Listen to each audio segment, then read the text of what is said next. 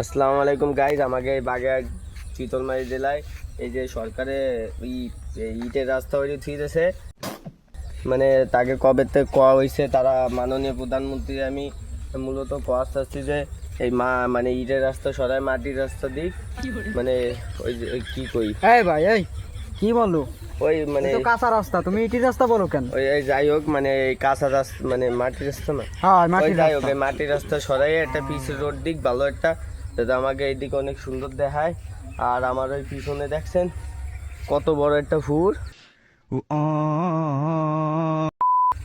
এই ফুরের 3 দোফার দিয়ে কুত্তো মানে গরু আর কি সাথে সাথে এফার এসে গাছ খেয়ে যায়। মাথা গরম করে দিচ্ছাও, এটা পুকুর কোথায়? এটা তো নদী, মধুমতি নদী।